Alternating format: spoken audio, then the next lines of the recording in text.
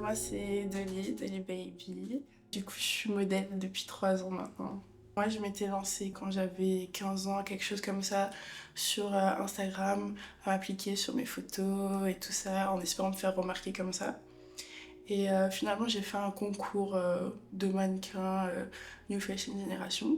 J'ai gagné, donc j'étais inscrite dans une agence. C'était un concours sur une semaine, je crois, avec genre presque 1000 participants par jour.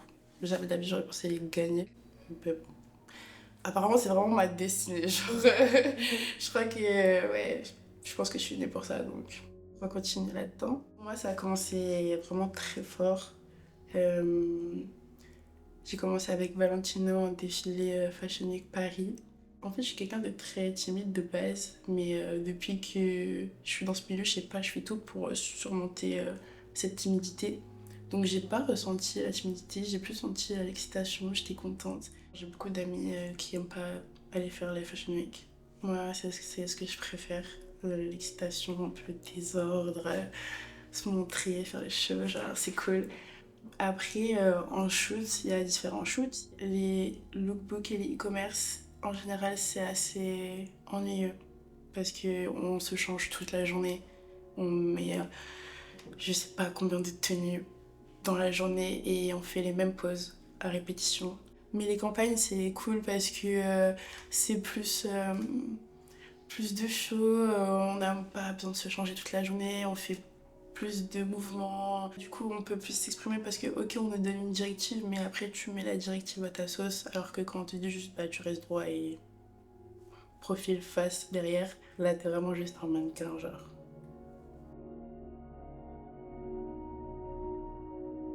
Moi, je m'appelle Jeanne. Faut que je dise mon nom de famille. Jeanne Cardo. J'ai 24 ans. Voilà, je suis actrice dans la vie. Je fais également du coup de la photo en parallèle de temps en temps. J'ai commencé quand j'avais 15 ans. En fait, ça a commencé parce que j'avais une amie qui m'a dit, enfin qui était modèle du coup, qui s'était un peu lancée dans ce milieu-là, parce qu'elle voulait être actrice et du coup on avait le même but. Et elle m'a dit que quand on était actrice, c'était bien d'avoir des photos. Donc je me suis dit que j'allais un peu suivre ses conseils et j'ai commencé comme ça. Et après je me suis rendu compte de l'intérêt de la photographie. Enfin de base c'était juste voilà, créer un book pour après pouvoir postuler à des castings. Et après en fait je me suis rendu compte que ça avait enfin comment dire, quelque chose de très intéressant dans le sens où bah en fait c'est aussi un endroit où on peut s'exprimer, enfin exprimer une émotion à travers une image. Après enfin en parallèle du coup j'ai aussi été contactée par une jeune femme qui voulait lancer sa marque de haute couture. Et du coup, elle m'a fait égérie pendant 2 ans. En fait, ça m'a un peu ouvert un nouveau monde. Et je me suis dit, génial, enfin, je l'aurais pas du tout côtoyé de base. Et enfin, ça flotte un peu, quoi. Enfin, ça faisait un peu du bien à l'ego, surtout que, bon, on va pas sentir qu'on est ado, on est un peu, voilà. C'est un peu, enfin, on cherche, quoi. Donc, ouais, là-dessus, ça m'a, même de faire de la photo de manière générale, ça m'a vachement aidé. Aussi par rapport à mon image. Enfin, voilà, pendant longtemps, je me trouvais pas très jolie et du coup le fait de même d'avoir des retours sur les photos et tout qui rendent bien, enfin ça fait vraiment plaisir. Je m'appelle Zovenom. J'ai fait beaucoup de mannequinat, trop de mannequinat, de mes 6 à 9 ans. Bah, au tout début, du coup, c'était dans la pub pour l'alimentaire, genre la vache qui rit, etc. Et ensuite, on est passé à la mode, la vraie fashion, en mode bah, Dior, Chanel. C'est un petit peu flou, honnêtement. Il y a certains souvenirs que j'ai pas forcément. Mais je me rappelle quand même avoir été mis dans une salle. C'était une salle blanche avec un fond blanc, quoi. On te met la tenue, on te maquille, on te coiffe, etc. Et en fait, je pense que c'est ma vision d'enfant aussi, mais c'est ce délire de toi, t'es tout seul, isolé, et devant toi, il y a des flashs, des caméras, beaucoup d'instruments que tu connais pas encore et tout. Plein d'adultes qui te disent de profil, de dos, de machin, mais de manière hyper impérative, tu vois. Genre, il n'y a pas du tout de pédagogie dans leur manière de travailler. Il y a ta mère à côté qui te regarde comme ça, en attendant que tu te tournes assez rapidement. Il y a plein de gens qui parlent entre eux, beaucoup de chuchotements, etc. Il y a plein de gens qui regardent en même temps les images qui sont en train d'être rendues par la caméra. Énormément de pression. Énormément de pression parce que même si tu comprends pas tout ce qui t'arrive, tu sais que les gens attendent quelque chose en particulier de toi et que c'est ton travail en fait de leur donner ce qu'ils attendent. Sauf que tu sais pas trop comment ordonner, tu sais même pas comment t'as atterri là. Genre, c'est un peu particulier. Bah, là où j'ai vraiment commencé pour moi, enfin ce milieu plus hors du shooting, un peu plus défilé, c'est avec les concours de mannequins. Parce que je me suis dit que ça allait m'ouvrir des portes, donc j'en ai tenté 3-4. Et donc voilà, par là où j'ai rencontré des gens, où bah, on m'a renvoyé un peu que oui, je peux avoir un profil intéressant, mais sans plus, parce que j'étais pas assez grande aussi. Bon, je le savais déjà avant même de me lancer dedans, mais bon, je me suis dit, on va voir si ça passe. Et effectivement, t'es pas intéressante en dessous de. Moi, on m'a dit 1m75, c'était pas intéressante. Mais je fais 1m71, donc bon, voilà. Donc, c'est un milieu, ouais, un peu impitoyable. Puis même, bah, une fois, on m'avait fait rentrer dans un short, c'était du 36, même du 34, pardon. Et moi, bah, c'était pas ma taille. Et je me suis dit, mais il faut rentrer tout le monde dans le short pour voir si on fait du 34. Enfin, c'est quoi le délire? Oui, ça m'a un peu questionnée parce que je me suis jamais trouvée très grosse. Enfin, voilà, je sais que je suis pas. Mais un peu ce truc de faut rentrer vraiment dans des cases, dans des mensurations très précises en plus. Parce que, enfin voilà, quand je suis entrée en agence aussi de modèle, on m'avait dit ah, c'est dommage parce que on a 2 potentiels castings à te proposer, mais il y en a un où t'as trop de hanches et un où t'as pas assez de seins. Et j'étais là, j'avais rien à répondre en fait, juste bah ouais, c'est con, mais enfin, je peux pas changer, tu vois.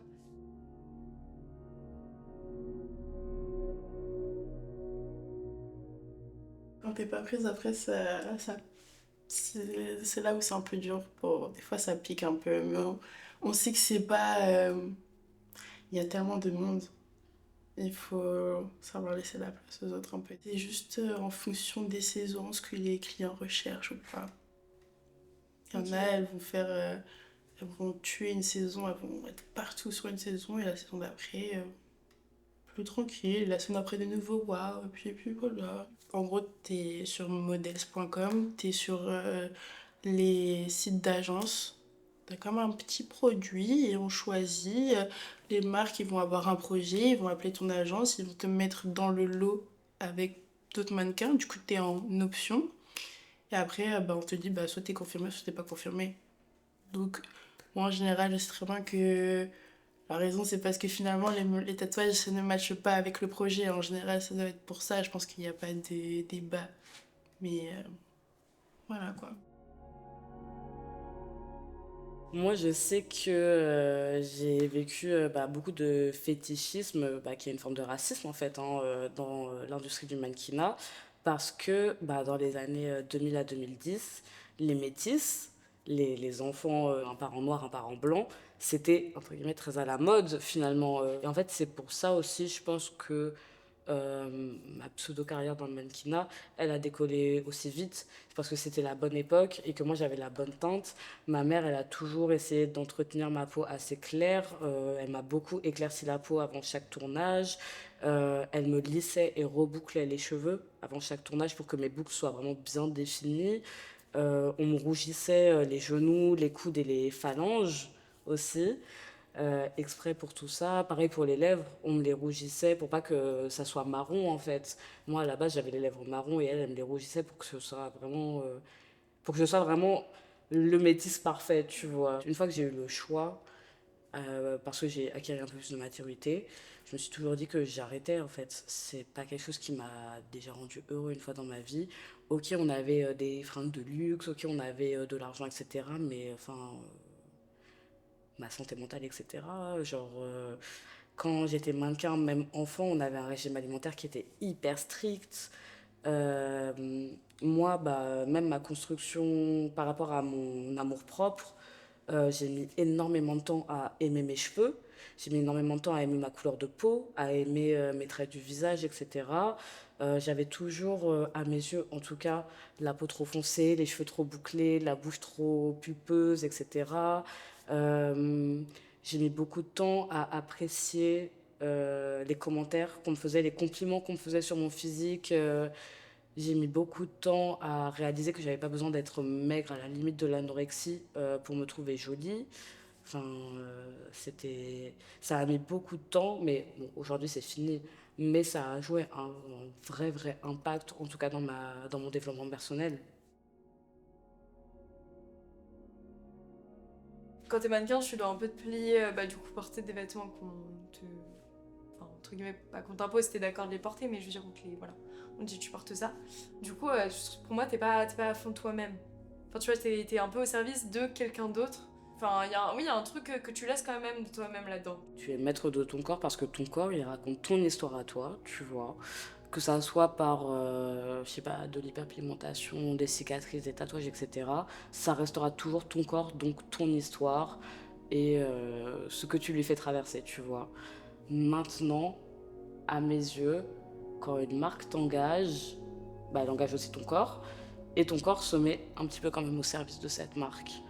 Ton corps, il doit représenter la personne que t'es. On t'engage, en tout cas quand t'es adulte, pour ta personnalité, ce que tu dégages, mais aussi parce que cette marque, elle veut que ton corps représente sa marque. On n'engage pas forcément des gens juste pour leur personnalité et leur histoire.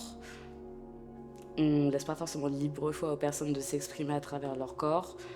Donc, ton corps se mettra toujours au service d'une marque quand tu es mannequin.